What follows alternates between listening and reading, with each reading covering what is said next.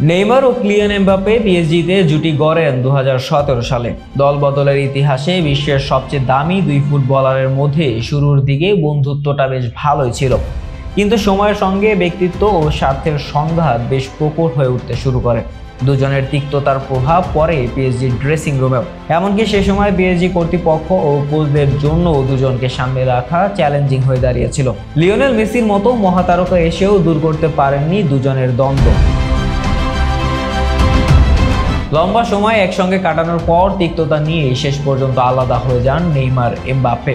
Neymar চলে যান Saudi club Al হিলালে, আর Mbappe যোগ দেন স্বপ্নের ক্লাব রিয়াল মাদ্রিদে। এই রিয়াল মাদ্রিদেই আবার নেইমারের 4 ব্রাজিলিয়ান সতীর্থ Vinicius Junior, Rodrygo, Endrick Felipe এবং এদের মিলাতাও খেলছেন।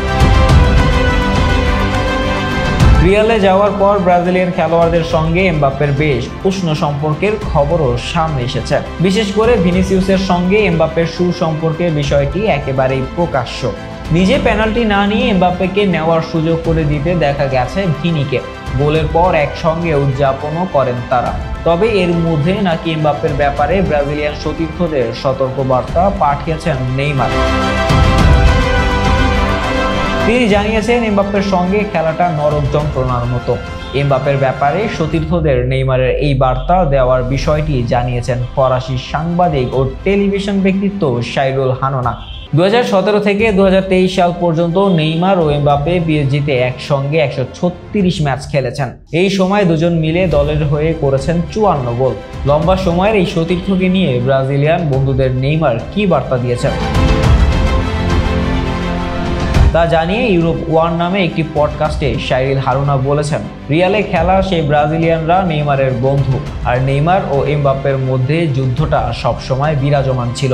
সেই পরিপ্রেক্ষিতেই নেইমার ব্রাজিলিয়ান বন্ধুদের একটি বার্তা পাঠান, যেখানে সে তাদের বলে এমবাপ্পের সঙ্গে খেলাটা বিপর্যয়কর, এটা অনেকটা নরক যন্ত্রণার মতো। নেইমার ও এমবাপ্পে এখন আলাদা দুই ভুবনের বাসিন্দা। আল হিলালের ফরওয়ার্ড নেইমার চোটে পড়ে প্রায় 11 মাস ধরে মাঠের বাইরে।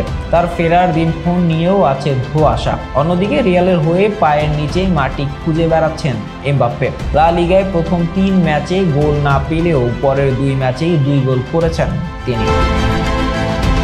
শাহরিয়ার আহমেদ জয়, ডেস্ক রিপোর্ট, আইকন স্পোর্টস।